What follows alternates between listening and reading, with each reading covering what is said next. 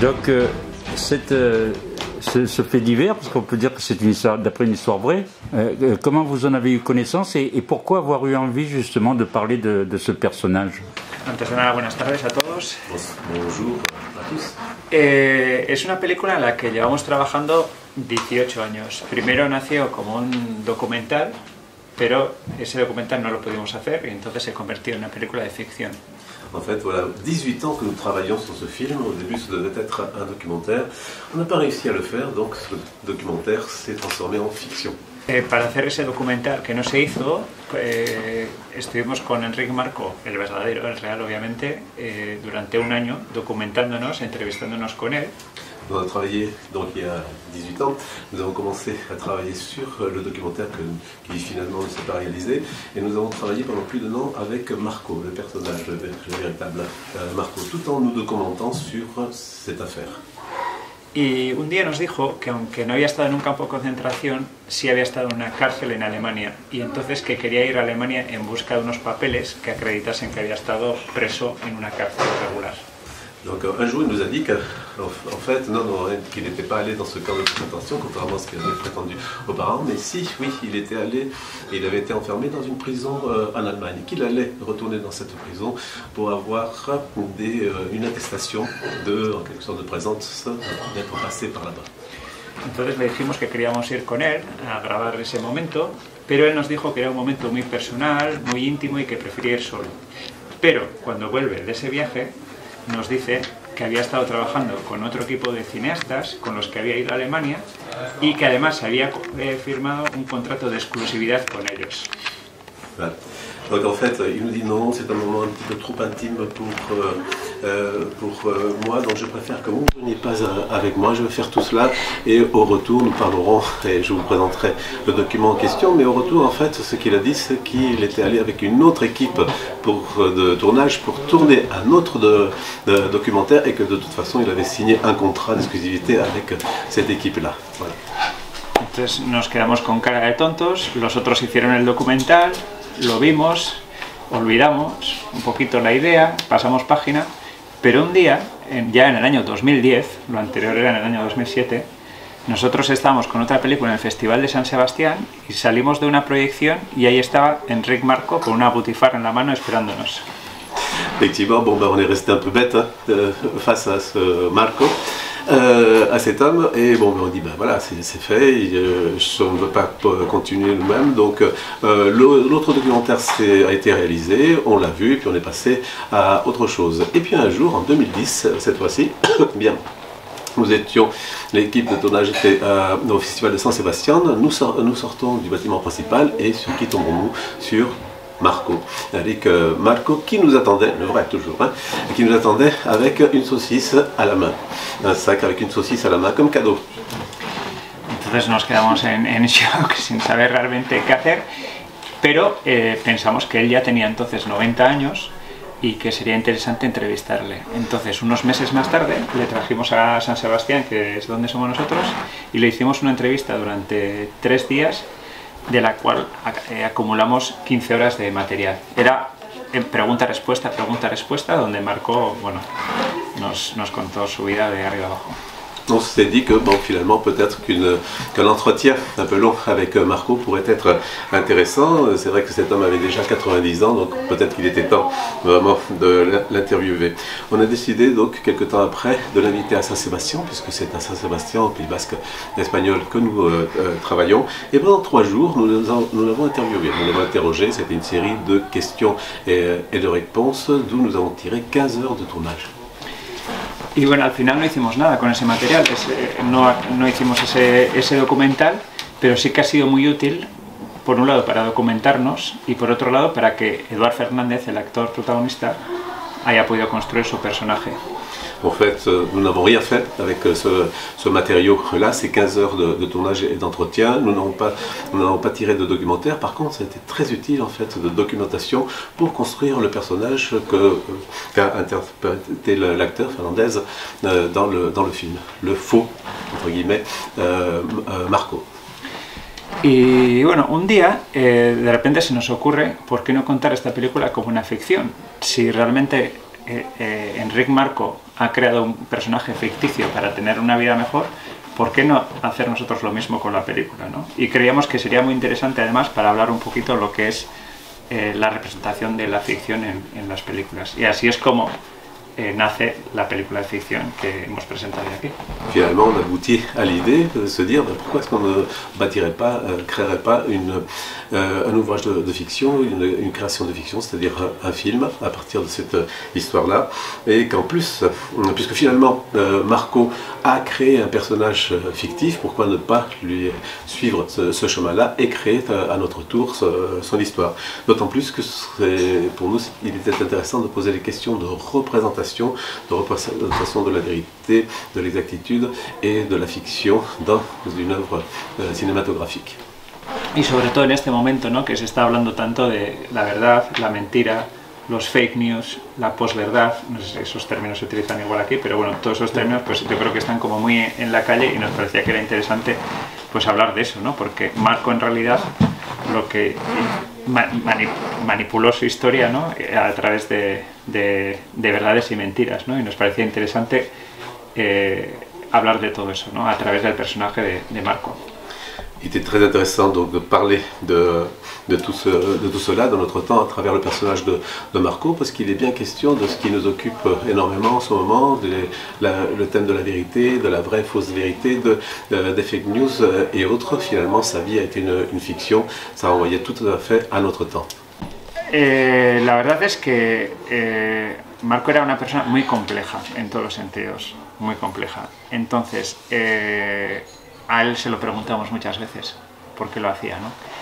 Y no nos daba una respuesta clara. Bueno, sí, él decía que lo hacía sobre todo por difundir, ¿no?, la realidad de los deportados españoles, pero nuestra teoría es un poco diferente.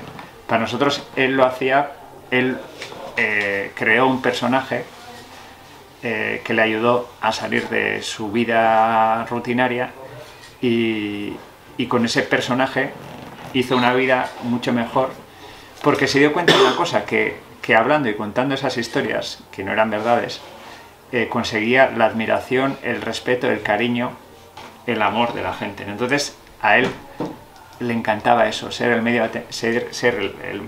o sea, el centro de atención de todas las cosas y que la gente le admirase y le quisiese, o sea, quisiese, perdón, no me salen las palabras, le quisiese. Entonces para él eso era el motor de su vida, ¿no?, que la gente le dijese lo importante y lo bueno que era. Deux axes là, c'est ce que lui a pu dire et raconter. Effectivement, il faisait ça essentiellement pour révéler au public espagnol, pour rendre hommage et mettre en lumière tout ce que les Espagnols avaient pu souffrir dans les camps de concentration et enfin l'amener sous le feu des projecteurs. Quant à nous, notre vision est un petit peu différente. Il faisait cela essentiellement parce qu'il s'était rendu compte qu'en inventant cette histoire et en vivant cette vie totalement inventée, ça lui avait permis de sortir de l'anonymat, de sa vie très ordinaire et, comme vous le disiez, de se retrouver sous le feu des projecteurs. Et il aimait ça. Et il aimait ça, finalement, que les gens l'admirent, être l'objet d'admiration, d'attention, de tristesse d'ailleurs, d'empathie et autres. Et pour nous, c'est plutôt cela. Est-ce que vous pensez que c'est ce qui a permis ce combat de vivre jusqu'à 101 ans? Est-ce que c'est quelque chose qu'il a maintenu? Il est mort en 2022. Pues la verdad es que hay una cosa clara, y es una de las cosas que más nos llama la atención con Marco, y es que cuando se sabe la verdad de su caso, él, en vez de esconderse en casa o huir, lo que hace es dar la cara. Él fue a todos los medios de comunicación, a los periódicos, a las radios, a las televisiones, a contar su nueva verdad, ¿no? Y de hecho para nosotros fue la razón por la que empezamos a indagar en Marco, ¿no? Lo que nos llama la atención de Marco es eso, ¿por qué lo hace, ¿no? Y ahí nos damos cuenta que precisamente lo hace porque él ha creado un personaje del que de alguna forma se enamora, porque él consigue que la gente se enamore de él, que la admire, pero él mismo se enamora del personaje que ha creado, ¿no? Y cuando se descubre la verdad y cuando le dicen que tú no eres este personaje, no puedes aprovecharte de eso, él no quiere renunciar a ese personaje que ha creado. Y no quiere renunciar a ello y a la vez es, como dices tú, la lucha por rehabilitar ese personaje, yo creo que es lo que le mantiene también vivo y con fuerzas para seguir adelante. Nosotros cuando le entrevistamos con 90 años, él tenía 90 años, tenía la energía de una persona de 70. Era impresionante, ¿no? Y era una persona todavía muy activa y con ganas de reivindicarse, y si alguien le llamaba para ir a un periódico todavía, o sea, 6 años después de que se supiese, él iba. O sea, él no paró hasta el final. Y yo creo que, bueno, muchas veces se dice, ¿no?, que para seguir adelante en la vida necesitamos una motivación. Él definitivamente la tenía, y era, pues eso, rehabilitarse y limpiar su imagen. En réalité, quelque chose qui a été important, c'est que il est devenu en définitive le personnage qu'il avait inventé. Et le fait d'avoir inventé ce personnage et d'avoir cette nouvelle vie, eh bien, ça l'a très certainement, comme il dit, que John dit à la fin, ça l'a maintenu en vie. Il lui fallait une véritable motivation. Pourquoi? Parce que c'était une chose aussi très importante pour nous dans l'équipe de se rendre compte qu'il joue ce personnage jusqu'à un certain point, mais lorsqu'on lui dit ben non, tu es découvert, ce n'est pas vrai, etc. Bah, chacun d'entre nous aurait pu penser qu'il s'arrêterait, il avait 84 ans à ce moment-là, il s'arrêterait, il rentrerait chez lui, dans son coin, et il renoncerait encore à se montrer et à lutter. Et en fait non, il semblerait qu'il soit tombé amoureux de son propre personnage, et il était impossible alors de renoncer. Pour lui, il était impossible de renoncer à l'interpréter, voire même à l'être jusqu'au bout. Et c'est sans doute ce qui l'a maintenu en vie aussi longtemps, parce qu'il n'a jamais cessé de lutter pour la reconnaissance de ce personnage. À tel point qu'à 90 ans, quand on l'a rencontré, il avait l'énergie d'un homme de 70 ans, et que jusqu'au bout, il n'a jamais renoncé à lutter, et qu'il a même répondu à toutes les demandes d'entretien, d'interview et autres. Cette déportation des Espagnols, donc voilà, est-ce qu'il a été soutenu? El inicio, y luego él se va un poco, él estudió la carrera de historia, o sea, ya muy mayor, con 50 años, él se enrola en la universidad y aprende historia, y realmente era un ávido lector, o sea, leía muchísimo. Y luego, pues, obviamente, escuchaba al resto de deportados, y entonces pues iba incorporando cosas. Pero yo creo que también incorporaba cosas de películas, porque hay cosas de las que cuentas que son como muy... No suenan muy reales, son muy kitsch, son como muy más de una película de ficción que de relatos de compañeros suyos, ¿no? Entonces él siempre lo que buscaba era una historia lo más apabullante posible y lo más emocionante posible, ¿no? O sea, aunque no fuese verdad, y a veces tenía que exagerar esas historias para conseguir su fin. Tout commence par le livre autobiographique qu'on le voit dès le début. Il commence à devenir, si ce n'est célèbre, en tout cas connu, et ça lui plaît. Il fait des études d'histoire. Il se lance dans les études d'histoire à 50 ans, et c'était un lecteur extrêmement assidu. Donc il a lu énormément de livres d'histoire, aussi bien que des témoignages qu'il écoutait aussi. Il allait aux rencontres, il écoutait les déportés. Donc et même il voyait des films. Donc tous ces éléments lui ont servi à construire ce personnage et à raconter les éléments. Étant donné que sa transmission était basée très souvent sur de l'oral, il intégrait des éléments de fiction de façon à rendre chaque fois plus extraordinaire ces histoires, crédibles mais extraordinaires. C'était une technique qu'il avait pour émouvoir son public. Él eligió Flossenbürg, pero era un campo de concentración donde no había españoles. Si hubiese elegido Dachau, Buchenwald o sobre todo Mauthausen, que es donde estaban sobre todo los españoles, su historia no hubiese sido sostenible, pero fue lo suficientemente inteligente como para elegir un campo de concentración donde era muy pequeño y donde casi no había españoles. Ce qui est des personnes qui l'ont accompagné, il a eu l'intelligence de choisir le camp de Flossenbürg, justement, où il n'y avait pas eu beaucoup de déportés espagnols. S'il avait choisi Dachau, par exemple, et surtout Mauthausen, là où il y a eu le plus grand nombre d'Espagnols déportés, son escroquerie, enfin son mensonge aurait été découverte tout de suite, parce que les témoins, il en reste encore, et on aurait su tout de suite qu'il n'y avait pas été. Flossenbürg correspondait vraiment, lui correspondait véritablement, parce que personne ne pouvait l'avoir vu là-bas et personne qui était en Espagne. Eso, y como contaba él las historias, y más teniendo en cuenta que era una persona mayor, ¿no? Que toda la gente podía entender que era... Él se aprovechó de alguna forma de lo que a veces se llama como la sacralización del testigo, ¿no? O sea, ¿quién pone en entredicho, ¿no? Que el testigo está contando algo que es mentira? La gente le creía porque le veía a él, una persona de edad, contando con tanto detalle su sufrimiento, pues al final se lo acaban creyendo. Y como no había nadie que le podía decir que no había estado ahí, pues durante un montón de tiempo pues la gente se lo creyó. Il a joué sur son âge, une vieille personne qui racontait quelque chose et qui avait beaucoup souffert. Et il a joué aussi de ce qu'on peut appeler la sacralisation du témoin. Comment douter de cette personne âgée qui arrive là, qui se présente comme un témoin, qui a tellement souffert, qui donne autant de détails. Il y avait très peu de personnes, avant l'historien dont on parle dans le film, qui a mis en doute sa parole. Deportados era un regalo, porque era una persona que tenía una historia personal muy potente, que contaba su historia de una forma, bueno, que llegaba a emocionar a cualquiera. Además, era el primero que iba a la oficina, el último que se iba, daba un montón de charlas en colegios, en institutos, en casas de cultura, donde fuese, ahí iba él. Entonces era la persona perfecta, o sea, no era, o sea, y nadie entonces quería poner eso, nadie quería romper C'était d'autant plus, ça a été d'autant plus facile que dans l'association des déportés espagnols qu'on voit dans le film, c'était un véritable cadeau. En définitive, voilà quelqu'un qui avait un charisme certain, qui était un excellent conteur, qui en plus s'impliquait du matin jusqu'au soir. C'était le premier à arriver, là aussi on le dit dans le film, dans le siège de l'association, le dernier parti. Il a donné des centaines, des milliers de conférences, d'entretiens, il a animé des discussions avec des enfants, des adultes. C'était vraiment la personne parfaite pour ce rôle-là et pour surtout les buts de l'association. Alors, entre guillemets, personne ne voulait casser ce cadeau.